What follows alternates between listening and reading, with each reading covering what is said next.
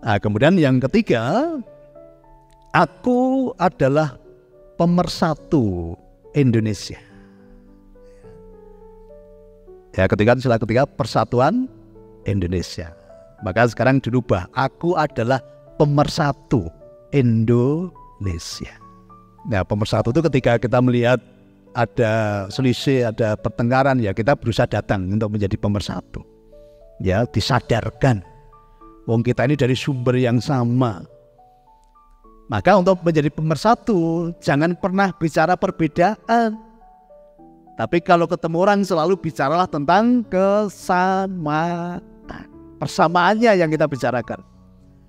Karena kalau kita bicara perbedaan, tidak akan pernah ketemu. Udah awalnya berbeda kok. Tapi pasti dari setiap pertemuan itu kita bisa membicarakan hal-hal yang sama. Jadi setiap ada pertemuan, coba yang kita angkat adalah bukan perbedaannya, tapi kesamaannya. Ayo kita mencari kesamaannya ini apa. Tujuan kita ini apa, kan pasti kalau tujuan, nah nanti ada kesamaan nanti. Tidak membahas caranya, nah cara itu perbedaan karena banyak orang punya cara masing-masing. Tapi kalau kita sudah bicara tentang tujuan, nah ini pasti sama tujuannya.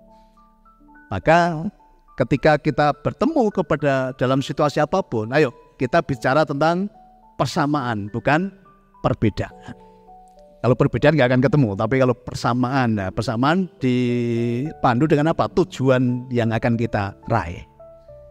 Ya, tujuan besar dari bangsa ini kan gitu.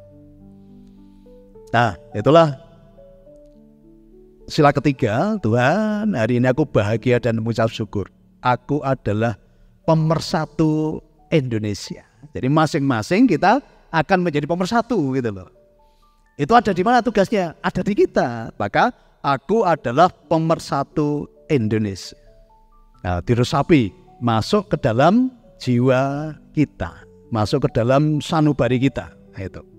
Maka kita nggak akan bicara lagi tentang perbedaan, pertengkaran, ya, karena kita punya visi misi yang sama, tujuan yang sama.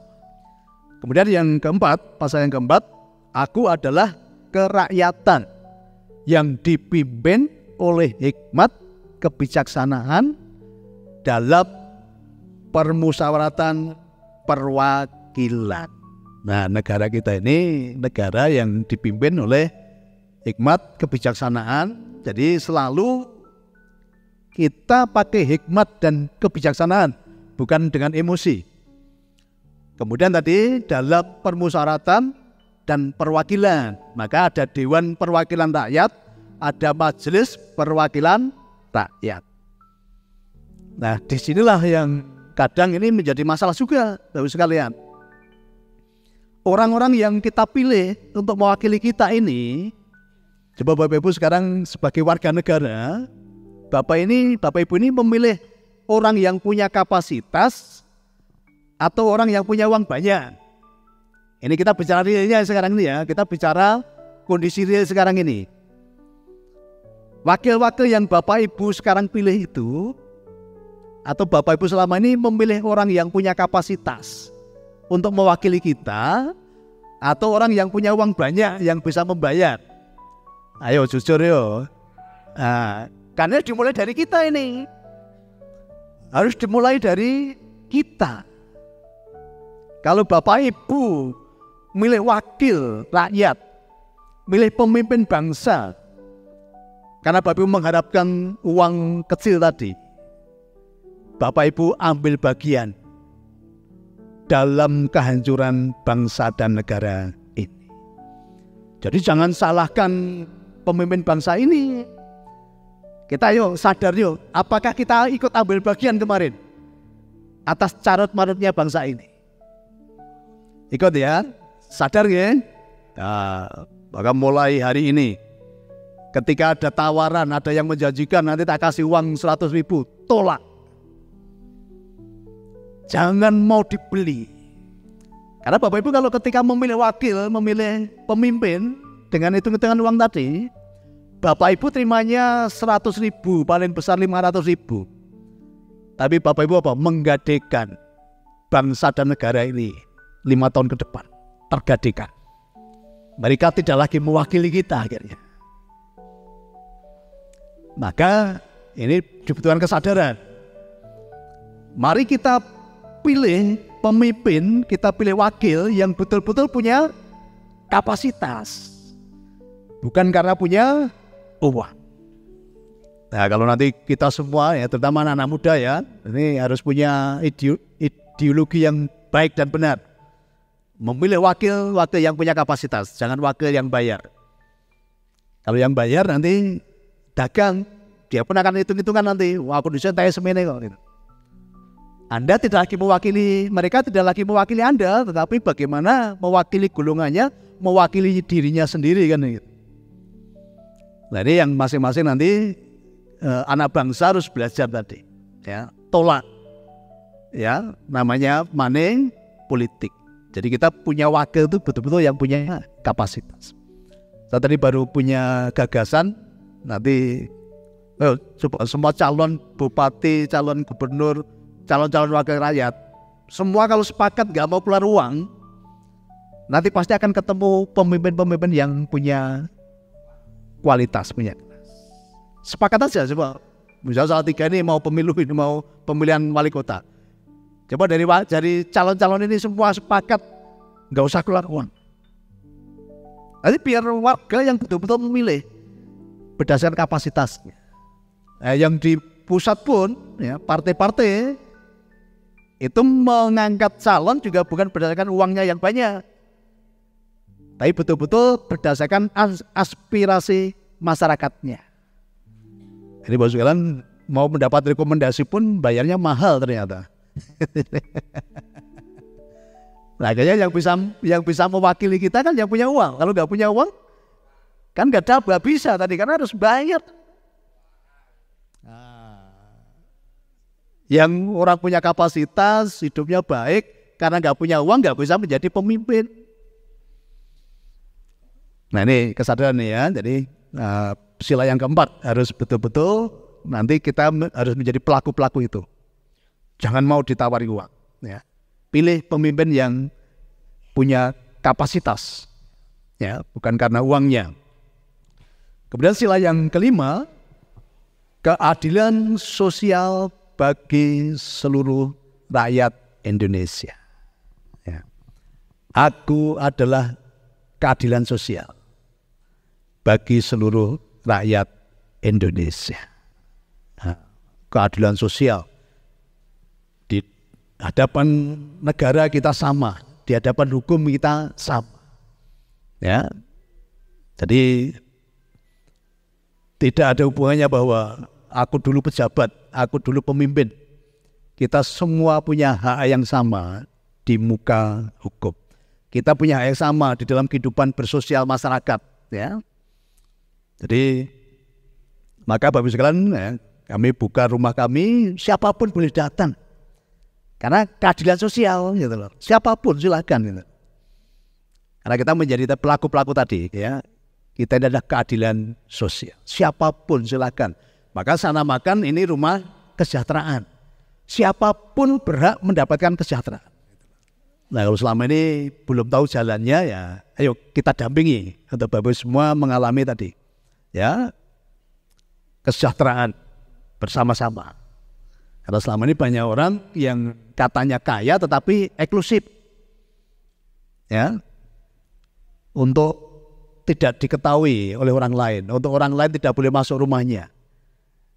Saya sering melihat ya, terutama di desa-desa, jangan main ke sana, itu orang kaya gitu kan. Pernah nggak Bapak Ibu melihat seperti itu? Jangan bergaul dengan itu orang kaya kan gitu. Nah seolah-olah nih orang kaya ini menakutkan gitu loh. Nah benar sebisa mungkin ayo kita bersama-sama gitu loh. Bersama-sama. Jadi karena di hadapan Tuhan, di hadapan negara, kita ini adalah sama. Tidak dibeda-bedakan. Nah inilah keadilan ya, keadilan sosial. Gitu. Nah Bapak Ibu kalau sudah menjadi Pancasila dalam kehidupan kita, saya yakin bahwa bangsa kita kembali menjadi bangsa yang besar. Karena sudah besar ya, sudah besar. Nanti akan kembali lagi. Maka Nusantara mercusuar dunia. Ini saya buka sedikit Bapak sekalian ya, supaya nanti Bapak Ibu bangga atas bangsa ini. Karena saya tuh sedih juga melihat banyak orang masih suka menghujat, masih suka menyalahkan, kurang bersyukur atas bangsa yang gemari Palestinawi. Indonesia itu luar biasa kekayaannya Bapak sekalian.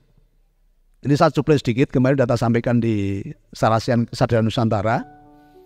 Bapak Ibu sekalian, dulu ketika sistem transaksi dunia itu dulu pakai namanya barter. Jadi kalau Pak RT punya sapi tapi butuh beras, ya tukar sama petani. Sapi satu tukar berapa ton, berapa kilo beras. Ini kan nggak adil nih kalau.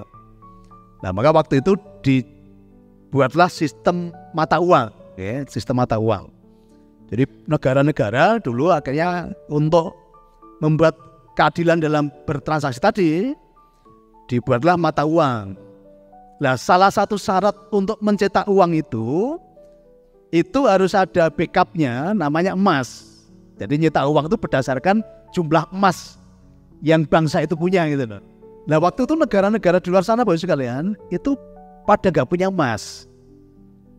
Nah, emas yang paling banyak itu adalah dulu yang dimiliki oleh raja-raja Nusantara. Ya, emas yang paling banyak itu yang dimiliki oleh raja-raja Nusantara, leluhur kita. Maka emasnya leluhur kita itu dulu banyak dipinjam di negara-negara yang waktu itu mau mencetak uang. Nah sampai sekarang ini masih tercatat. Karena bentuknya pinjaman, semua tercatat. Semua tercatat. Maka emas kita yang ada di luar negeri itu jumlahnya sangat banyak. Nah itulah kekayaan Nusantara. Jadi banyak negara-negara itu justru dulu pinjam emas dari leluhur-leluhur kita. Salah satunya ya PB10 ya. Itu raja terkaya se-Asia. Waktu emasnya juga paling banyak yang dipinjam oleh bangsa-bangsa waktu itu. Kemudian kalau mungkin pernah baca sejarah, di Keraton Jogja itu emasnya sekitar seingat saya 9.000 ton, tapi ada yang mengklarifikasi lebih Pak, bukan 9.000 ton. Ya, itu dipinjam oleh Inggris waktu itu dan sebagian Amerika. Ya, lah emas itu semua masih tercatat Bapak sekalian. Jadi masih tercatat, yo, tersebar di semua lembaga keuangan dunia. Nah, tapi banyak orang kan salah menerjemahkan uang kita di negara-negara lain itu banyak. Kalau uang nggak ada, tapi kalau emasnya banyak.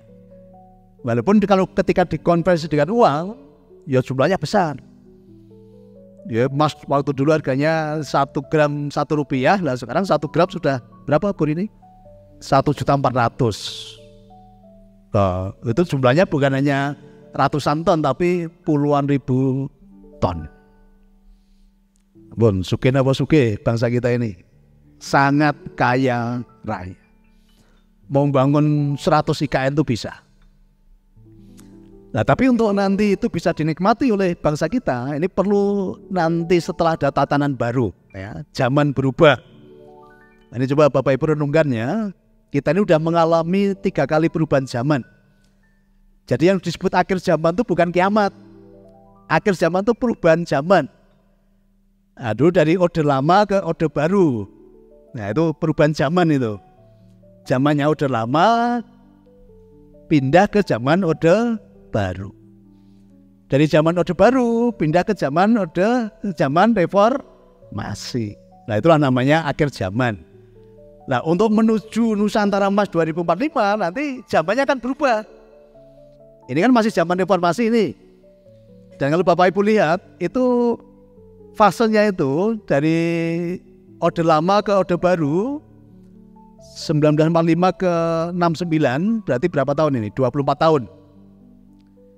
Oke ya, 24 tahun ya. Kemudian Orde Baru ya 70 ke 98. Itu 28 tahun. Kemudian dari Orde Baru ini masa reformasi sudah berapa tahun? 98 ini 24 berarti 26 tahun. Nah, ini siap-siap saja. Ini saatnya nanti akan mengalami perubahan zaman. Sampai betul-betul menuju 2045 Nusantara emas. Tapi masih ada fase-fase, nanti ada perubahan zaman nanti. Nah, perubahan zamannya kalau menurut prediksi ya nanti akan mulai perubahan di 2004 sampai 2029 ini. Ini masa perubahan. Ya, masa perubahan. Nah, mungkin nanti dari 2009 nanti menuju 2045 ada perubahan lagi. Jadi periodenya seperti itu. Jadi sekitar 20-an tahun lah itu masa perubahan zaman itu. Nah, siap-siap saja. Tapi kita punya tujuan yang sama, punya keyakinan yang sama bahwa Nusantara kita ini kembali jaya menuju Nusantara Emas 2045. Siklusnya seperti itu, siklusnya. Jadi dulu yang bangsa kita udah besar, jaya tadi, ya kembali lagi menjadi bangsa yang besar. Nah, dibangunlah kesadaran, tapi sadari juga nanti ada perubahan-perubahan zaman, gak usah kaget. Maka wong Jawa ngomong apa? Ojo kagetan, tapi ojo gumunan, karena semua sudah ada jonggone, ya, sudah ada siklusnya itu sudah ada. Itu. Dan gak perlu takut, itu alami, ya, gak perlu takut. Selama hidupmu sudah baik, hidupmu sudah bermanfaat, kamu sudah punya pikiran yang positif. Dari di zaman apapun kita pasti selamat gitu. Kita pasti selamat. Zaman pasti berubah, ya, karena itu menuju proses tadi. Kita udah mengalami 3 zaman, ya, zaman Orde Lama, zaman Orde Baru, zaman Reformasi. Sebentar lagi nanti udah berubah. Ya, sampai betul-betul menuju Nusantara Emas.